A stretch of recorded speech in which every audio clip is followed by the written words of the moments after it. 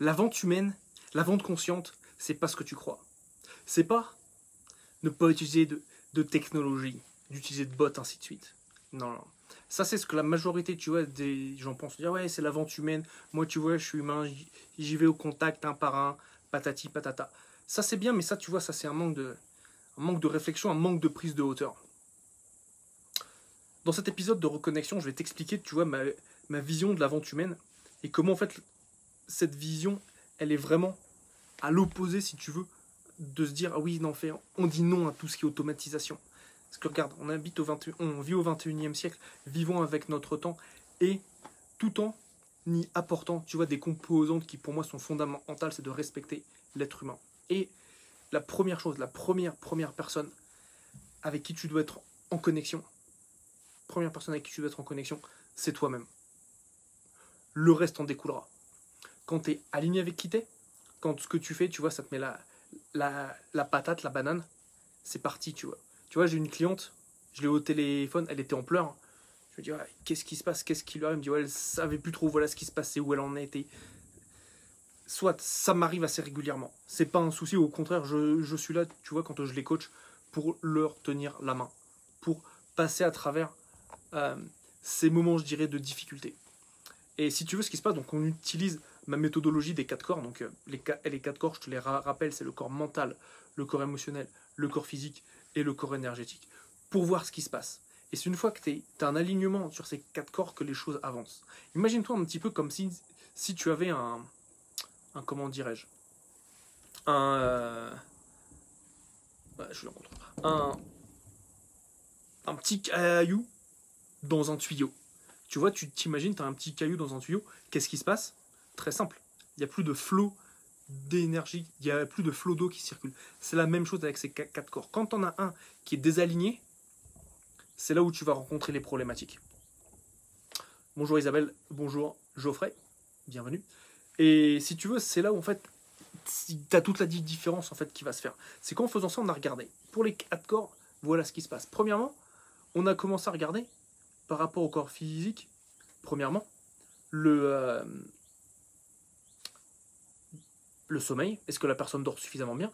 Si tu n'as pas suffisamment de sommeil, comment tu crois que tu vas être dans ton business? Quel va être ton niveau d'énergie? Rappelle-toi, les gens achètent ton énergie. Ils achètent rien d'autre.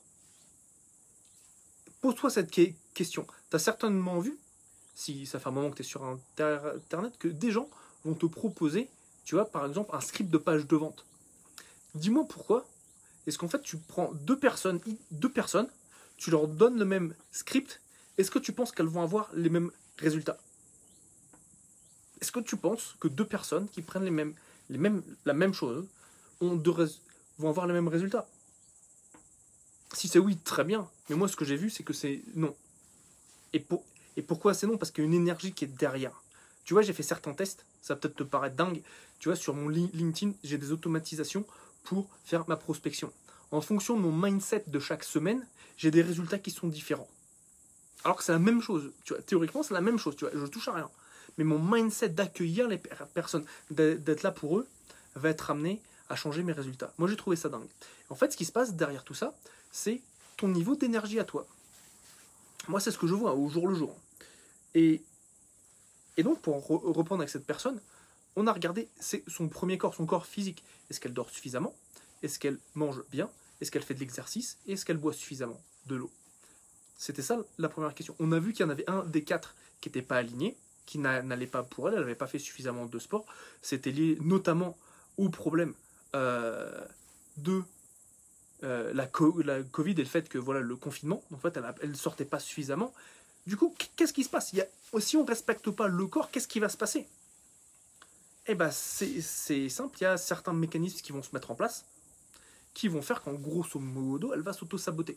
Ça, c'est pas un truc qui est conscient, tu vois. Elle s'est pas levée le matin, ah, putain, je fais pas ça, et du coup, ça a un impact sur mon résultat, sur mon niveau énergétique au quotidien. Et ça, tu vois, c'est une première chose. À partir du moment où ça a été shifté, bah, on a retiré le caillou du tuyau d'eau, et boum, l'eau coulait normalement, à plein régime, et elle était repartie, tu vois. Et c'est pour ça, tu vois, quand j'accompagne, c'est pour ça que j'aime accompagner mes clients à l'année. Pourquoi? Parce que je sais très bien qu'on va avoir ses hauts et ses bas. Je le sais d'avance. Tu vois, si tu penses que tu n'auras pas de haut et de bas, qu'il te suffit de technique et de tactique, honnêtement, tu peux partir du live. Ne soyons plus amis sur Facebook, ne soyons plus amis sur YouTube, ne soyons plus amis sur LinkedIn, parce que tu as certaines choses qu'il faut que tu apprennes avant, tu vois. Si tu dis non, Gaël, c'est n'importe quoi, c'est que de la technique, il y a quelque chose qui manque. Par contre, si tu es ouvert à apprendre et à te dire, ah, je vais peut-être voir les choses différemment, reste, parce que je peux te dire que tu vas voir et découvrir des choses qui ont vraiment le potentiel, la possibilité de transformer tes résultats. Comment je le sais? Parce que je le fais pour moi et je le fais avec mes clients. Et si tu veux, quand tu as ce respect de toi-même, de ton énergie, que ça fait partie, tu vois, des choses qui te font vibrer et que tu ne te mets pas de côté, ça va se ressentir. Ça va se ressentir même sans que tu aies rien à dire. La personne, elle le ressent, elle le voit. J'ai eu un appel avec une personne avec qui j'avais pas parlé depuis peut-être 1 an, sans rien dire. Son énergie, elle est différente de l'autre côté de Zoom. Et elle me dit, ouais, ça fait 1 an que je travaille sur moi, que je travaille sur mon énergie, ainsi de suite, et c'est vrai que ça a changé beaucoup de choses. Donc, la première étape de la vente humaine, avant même de rentrer dans la conversation, dans la communication, dans ce que tu vas dire, des systèmes c'est quoi la neuro blablabla. La première chose, c'est toi. Si on te dit oui, si tu dis ça et ça va permettre à la personne de penser ci, de penser c'est ça, oui, c'est bien, tu vois, mais pose-toi la question. Le soir, c'est toi, tu vois. C'est toi le soir qui est tout seul devant ton miroir à te regarder dans les yeux, à te dire, moi, tu vois, ça, c'est limite. C'est à la limite, tu vois, de l'éthique, tu vois. Donc, vois bien. Alors, quand tu travailles sur toi, allez, je parle pas de PNL, Geoffrey. C'est quelque chose qui est la neurovente, des trucs comme ça, tu vois. C'est bien, tu comprends le cerveau humain, la manière dont les gens vont être amenés à acheter, ainsi de suite. Très bien. Par contre, le souci, c'est que tu peux le dire, mais est-ce que quand tu vas faire la vente, quand tu vas concrétiser avec ton client, ça va bien se passer? Tu vois, j'ai vu des gens, quand ils étaient amenés à créer des ventes avec ça, bah, le truc, après, tu as ce qui s'appelle le remords de l'acheteur, qui fait qu'en gros, la vente, elle est moyennement bien faite, et ce qui fait qu'en fait, la personne, elle voulait pas acheter, mais par contre, elle a acheté. Pourquoi? Parce que on a utilisé les leviers neuro-émotionnels, je crois que ça s'appelle, qui fait que la personne a acheté. C'est cool, mais est-ce que tu as envie d'avoir des clients, tu vois, qui sont pas contents au moment où ils achètent? Non, alors que quand tu repars sur toi, et ensuite te connecter à toi va te permettre de te connecter à l'autre. Te connecter à toi te permet de te connecter à l'autre. Et la première étape, c'est de te connecter avec toi-même. Comment est-ce que tu es sur un point de vue d'un point de vue, voilà, de ton mental? Est-ce que tu fais de la méditation déjà? Est-ce que tu fais de la méditation tous les jours pour avoir le mental zen? Première chose. Est-ce que ton corps, il est là où tu sais qu'il doit être? Tu vois, est-ce que tu te nourris bien? Est-ce que tu bois bien de l'eau? Est-ce que tu dors suffisamment? Est-ce que tu fais suffisamment d'exercice? Tout ça, ça fait partie des choses qui vont te combler toi en premier. Pense à toi en premier. Tu sais, je dis aux gens, j'avais dit ça dans une publication avant, c'est pense à ta gueule. Pense à ta gueule, pense à toi en premier, tu vois. Tu sais, dans les avions, ils disent mets le masque sur toi avant de le mettre sur les autres. Ça, c'est important, c'est la même chose dans la vie. Et tu sais quoi, ça va être pareil dans ton business, pareil. Mais bon, ça s'applique aussi dans ta vie de tous les jours. Tu vois, j'avais vu une personne à qui j'ai parlé il y a la semaine, il y a une dizaine de jours juste avant mes vacances. Elle me dit, ouais, alors je pense à mon mari, à mes enfants, mes petits-enfants, à ceci, à mon association, associé, cela. Je dis, ok, c'est cool, top. Et elle me dit, ouais, je suis fatigué, je me lève pas le matin avec plein d'énergie. Je dis, c'est quand que tu penses à toi? Elle me dit, ah, c'est pas arrivé depuis longtemps. Comment tu veux que les gens se connectent à toi s'ils voient que déjà toi t'as pas fait les choses? Comment tu veux? C'est mort. Ça va être très très difficile, tu vois. Donc ça, c'est la première chose. C'est ça, tu vois, quand je parle de vente humaine, c'est commence par te reconnecter à toi, qui tu es. Ensuite, oui, tu vas te connecter aux gens parce que les gens vont voir ça. Les gens vont voir ça. Vont le voir, vont le ressentir, ils n'ont rien à dire. Comme à la personne avec qui j'étais sur Zoom juste avant cette vidéo. Elle a rien eu à me dire pour que je vois de moi-même qu'il y a quelque chose qui a changé chez elle. Donc, c'est ce qui fait vraiment la différence. Alors, Je prends les commentaires. Geoffrey me dit, l'acte d'achat n'est pas rationnel, c'est l'énergie et surtout les raisons pour lesquelles tu as créé ton produit qui fera la différence. Exactement. Et tu vois, j'avais un de mes professeurs en énergie qui me disait quelque chose, enfin lui il disait un truc quand il avait créé sa formation, il m'a dit, oui, c'est pour aujourd'hui et l'énergie d'aujourd'hui, donc quand il l'a faite il y a plusieurs années, sera ressentie aussi dans les personnes qui la regardent donc aujourd'hui, donc 3-4 ans plus tard. Ça, c'est ce qui a fait toute la différence. C'est de voir que ça reste. Et tu as la possibilité d'adapter, tu vois, ton énergie par rapport à ce que tu fais au quotidien. Donc, c'est pas un truc genre, tu le fais une fois et c'est mort, c'est ça. Tu peux l'adapter, le faire évoluer. PNL, oui, programmation neurolinguistique. Oui, c'est le côté obscur du marketing, comme tu dis, Geoffrey. Penser à soi en premier, c'est souvent considéré comme de l'égoïsme, alors que c'est de l'amour propre. Exactement, c'est tout à fait ça.